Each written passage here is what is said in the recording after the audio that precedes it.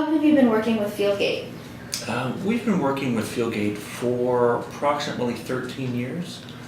We started with our first project in Velour Woods in Vaughan and have carried through, and I would say, over 15 to 20 projects since then. So it's been a long history so far that we've had with them, and we've had a great working relationship with them since then.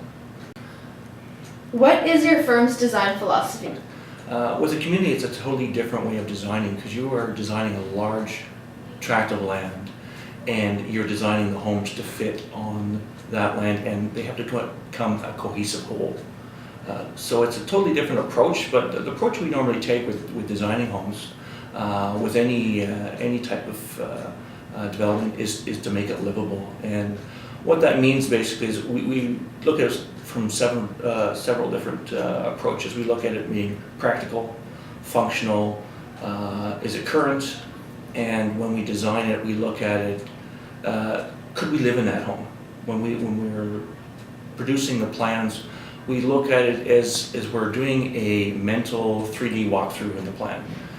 So we want to make sure that the plan we're working with really does work in real life, not just on a piece of paper, that everything works as a whole, that the rooms flow to each other. What sets Fieldgate architecture apart?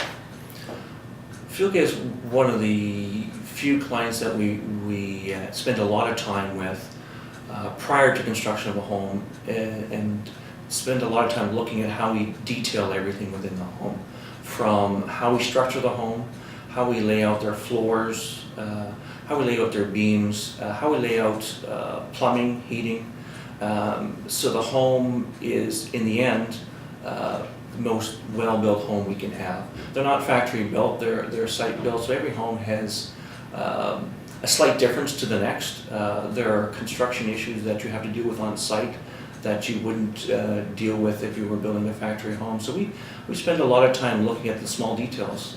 What are the current market trends? What we find more and more is the plans are more open than they were in the past. Like you said before, the space, the kitchen, breakfast, family room, it's really the hub of the home. That's where everyone wants their space. That part of the home is very important to everyone, so we take a good time to take a look at that and make sure it functions well. You'll find more bathrooms in homes. 9-foot ceilings are basically a standard on ground floors now. Before they were options, they were upgrades.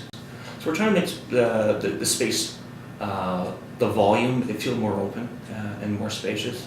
That's the major trend you'll see differently now than before. As well, recessed garages. Typically before, garages were always protruding in the front of the home.